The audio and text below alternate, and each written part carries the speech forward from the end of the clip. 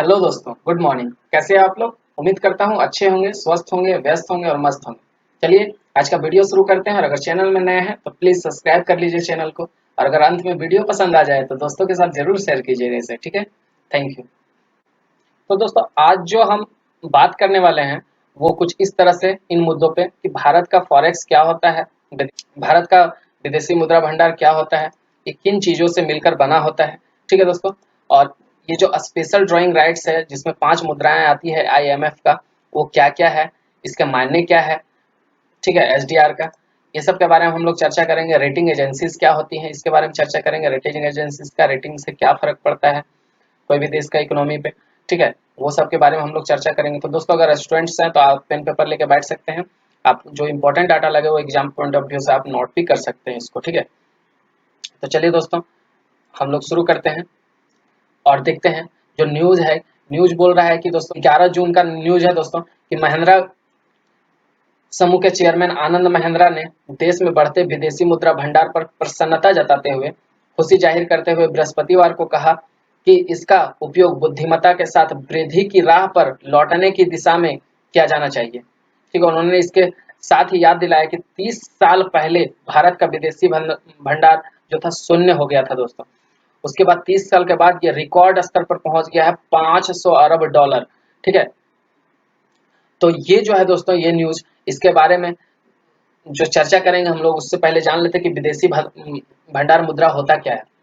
तो देखिए दोस्तों, अगर एक ये आदमी है और एक ये आदमी है, ठीक है, इसके बीच में अगर 50 रुपए का सामान इसके पास है और इसके पास है 100 रुपए का सामान, ठीक है, तो ये 50 रुपए का सामान का इसको जरूरत पड़ा ए को, ठीक है, और ये बी, ए को 50 रुपए का सामान का जरूरत पड़ा तो ये दे दिया, तो इसके बदले में ये 50 रुपया कमाया। ठीक है दोस्तों, अगर बी को इसका जरूरत पड़ा तो ये 100 रुपया चाहिए इसको, तो 50 रुपए का सामान तो दे दिया, अब 50 रुपया एक्स्ट्रा कहाँ से लाएगा ये? तो ये 50 रुपया एक्स्ट्रा जो लाएगा वो रुपया नहीं होगा बल्कि ये विदेशी मुद्रा होगा। क्यों? क्योंकि ये दो देशों के बीच में संबंध हो रहा है। तो ये रुपया लेके क्या करेगा? अगर ये भारत सरकार है और ये अमेरिका सरकार है तो अमेरिका सरकार रुपया लेके क्या करेगा? तो इसके लिए क्या हो दोस्तों कि 50 रुपये का जो विदेशी मुद्रा भंडार है, विदेशी मुद्रा है, उसको ये देना पड़ेगा, तो इसको जुटाना पड़ेगा 50 रुपए। इसको बोलते हैं ट्रेड घाटा। ठीक है, कोई भी देश का ट्रेड घाटा इसी को बोलते हैं। और ये 50 रुपए का फायदा कमाया दोस्तों तो इसको बोलते हैं ट्रेड बेनिफिट। ठीक है, ट्रेड बेनिफिट और ट्रेड डेफिसिट इसको बोलते हैं। तो जब विदेशों से ट्रेड करते हैं तो कभी ट्रेड घाटा होता है तो कभी ट्रेड फायदा होता है। ठीक है, ट्रेड डेफिसिट तो कभी ट्रेड प्रॉफिट होता है। ठीक है, तो इस तरह से क्या है दोस्तों कि हम लोग जो अमेरिका के साथ करते हैं व्यापार, उसमें क्या है, हम लोग को ट्रेड बेनिफिट होता है, जबकि चाइना का साथ ट्रेड डेफिसिट होता है। ठीक है, ट्रेड घाटा होता है। तो इससे बहुत फर्क पड़ता है। ये ट्रेड डेफिसिट और ट्रेड घाटा जो होता है दोस्तों, इसी के लिए हम लोग विदेशी भंडार मुद्रा जो है इसको रिजर्व करके रखते हैं। तो इसको हम समझते हैं दोस्तों, इसका हम लोग यूज देखेंगे कहाँ पे है। तो उससे पहले हम लोग डेफिनेशन पढ़ते हैं कि विदेशी मुद्रा है क्या।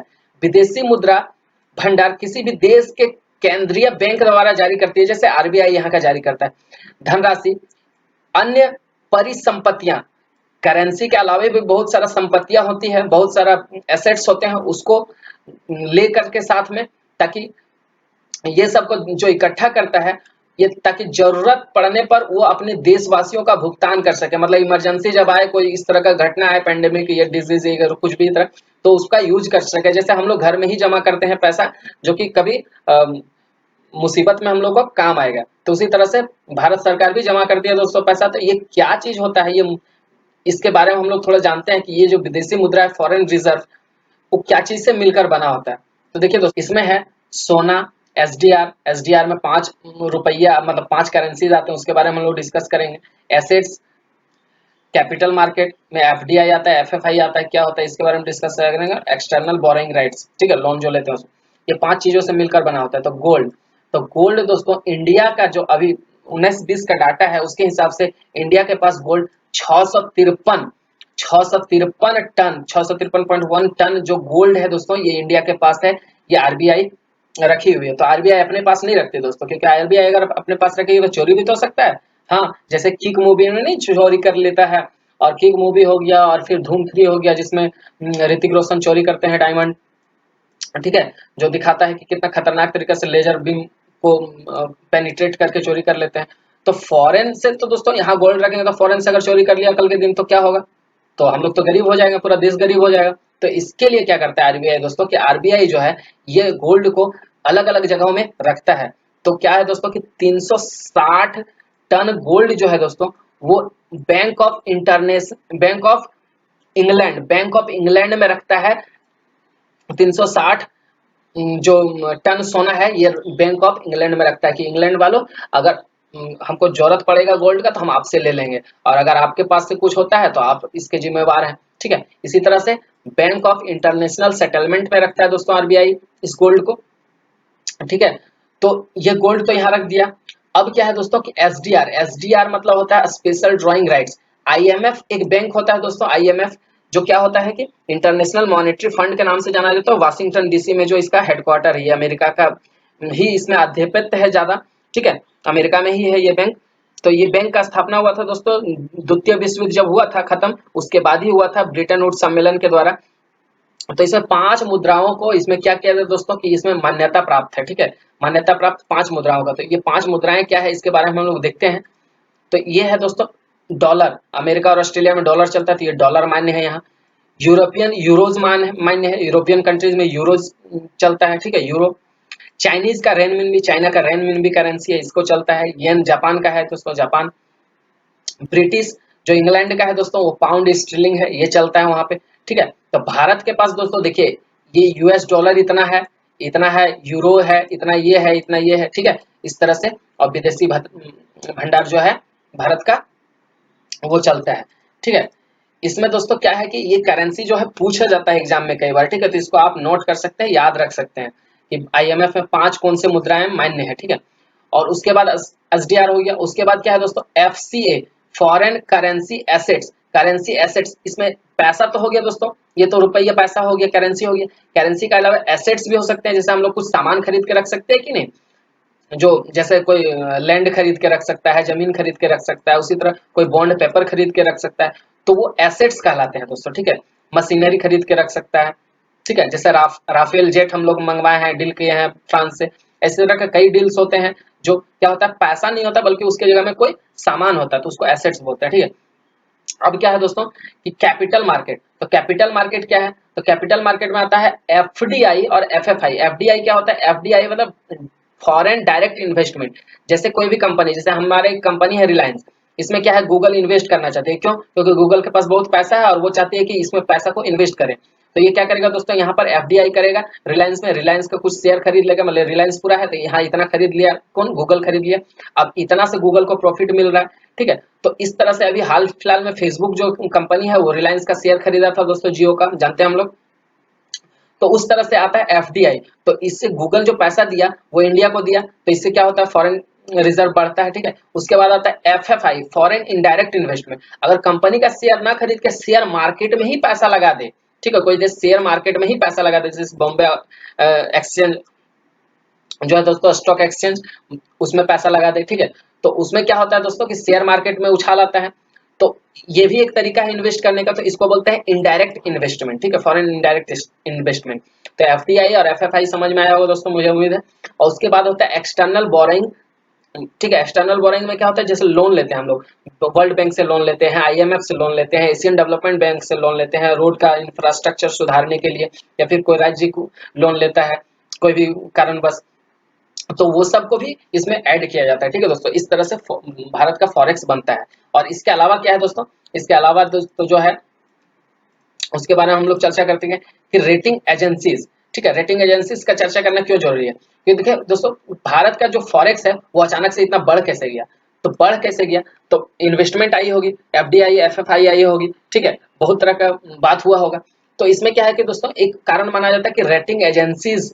ठीक है, तो रेटिंग एजेंसीज क्या करता है, ये बिग थ्री, इसको बिग थ्री का नाम से जाना जाता है, फिच, स्टैंडर्ड एंड पुअर और मूडीज। ये तीनों रेटिंग एजेंसी अमेरिका से बिलोंग करता है, इसका हेडक्वार्टर ब्रिटेन में भी है, स्टैंडर्ड एंड पुअर। ठीक है, यहाँ पे लिखा हुआ दोस्तों, इसको पढ़ लीजिएगा। पॉल टैलोर जो है इसका ये जो है फिच का प्रमुख है, तो इस तरह से आप याद रख सकते हैं। अभी हाल फिलहाल में क्या हुआ था कि मूडीज जो है दोस्तों BAA2 से रैंकिंग BAA3 में गिरा दिया था भारत का रैंकिंग ग्रोथ का। ठीक है, तो इससे क्या हुआ था दोस्तों, इससे कुछ फर्क भी नहीं पड़ा था भारत को, क्योंकि भारत जो नरेंद्र मोदी जो CII का मीटिंग करने के बाद जो 5I प्लान निकाला था, उससे क्या हुआ था कि इन्वेस्टमेंट बढ़ी थी और शेयर मार्केट में अचानक से उछाल आ गया था। तो फर्क नहीं पड़ा। कई बार इसका रेटिंग एजेंसी फर्क पड़ता है और कई बार नहीं पड़ता है, लेकिन एग्जाम में बहुत इंपॉर्टेंट हो जाता है। इसका रेटिंग एजेंसी जब भी आता है तो एग्जाम में पूछा ही जाता है, ठीक है, तो इसको याद कर लीजिएगा। तो फिच ने क्या कहा है कि दोस्तों 2021 तक भारत का ग्रोथ 9.101 के रेट से ग्रोथ करेगा भारत, ठीक है। और ये सुनते ही भारत में इन्वेस्टमेंट बहुत तरह से आने लगा दोस्तों, FDI, जिसके कारण क्या हुआ है, भारत का विदेशी मुद्रा भंडार जो है वो अचानक से बढ़ गया। ये कारण हो सकता है दोस्तों, ठीक है। और दूसरा कारण जो जताया जा रहा है, बताया जा रहा है, वो क्या है कि वो कारण बताया जा रहा है कि भारत सरकार जो है वो तेल से पैसे कमा रही है अभी, क्योंकि तेल का हम लोग जानते हैं दोस्तों, पूरा दुनिया में क्या हो रहा है कि गाड़ी व्हीकल्स चल नहीं रहे हैं, तो तेल तो प्रोड्यूस हो रहा है लेकिन बिक नहीं रहा है। तो क्या हुआ दोस्तों, तेल का भंडार बहुत ज्यादा हो गया, तो रेट क्या हुआ, कम हो गया। मतलब अमेरिका तो $0 से नीचे तेल बेच चुका है दोस्तों, ये हाल है, ठीक है। और अभी हम लोग देख रहे हैं कि इंडिया का तो वही हाल है, तेल तो उतना ही मिल रहा है, पेट्रोल हम लोग को फर्क नहीं पड़ रहा है, ठीक है। क्यों नहीं फर्क पड़ रहा है, क्योंकि भारत सरकार को तो भले ही ट्रेड में तेल सस्ते मिल रहा हो या जीरो के बराबर मिल रहा हो, लेकिन भारत सरकार एकमात्र यही कमाई है दोस्तों। आज का डेट में सब बंद हो चुका है, फैक्ट्री वगैरह बंद हो चुका है, तो देख रहे हैं दोस्तों, तो यही एक कमाई का जरिया है। तो क्या करता है दोस्तों कि तेल का भाव कम नहीं हुआ है भारत में, और भारत सरकार इससे खूब पैसे कमा रही है, और इससे अल्टीमेटली बेनिफिट भारत के जनता को ही हो रहे हैं, क्योंकि जो भी भारत सरकार वित्तीय पैकेज, राहत पैकेज जो भी घोषणा कर रही है, भारत सरकार जो आत्मनिर्भर बनाने के लिए जो पैसे दे रही है, ठीक है, पैसे तो डायरेक्टली दे नहीं रही है, लेकिन हम लोग समझ सकते हैं कि न्यूज में जो आ रहे हैं वो पैसे कहाँ से आ रहे हैं, तो ऑब्वियसली यही सबसे कमा के ही देंगे, ठीक है। तो फैक्ट्रियां खुल नहीं रही है तो टैक्स कहाँ से भरेगा कोई, ठीक है। तो ये कमाने का जरिया, इसीलिए भारत में तेल का रेट कम नहीं हुआ, लेकिन अब जो विदेशों में है वो तेल जो है बहुत सस्ता हो चुका है, क्योंकि तेल प्रोड्यूस हो रहा है लेकिन उसका खपत नहीं हो रहा है। तो ये भी एक कारण है दोस्तों, ठीक है। तो इस तरह से बहुत सारे कारण हो सकते हैं। तो उम्मीद करता हूं दोस्तों कि ये रेटिंग एजेंसी समझ में आया होगा। 5 स्पेशल ड्राइंग राइट्स जो है, STR, ये समझ में आया होगा। ये सब एग्जाम में क्वेश्चंस पूछे जाते हैं। अगर ये वीडियो पसंद आया होगा दोस्तों तो अपने मित्रों को शेयर कीजिए, ठीक है, यही मेरे लिए रिवार्ड होगा। और अगर चैनल में आप नए हैं तो सब्सक्राइब कर लीजिए, ऐसे वीडियो जब भी मैं बनाऊंगा कुछ तो आप तक न्यूज पहुंचते रहे। धन्यवाद दोस्तों, थैंक यू।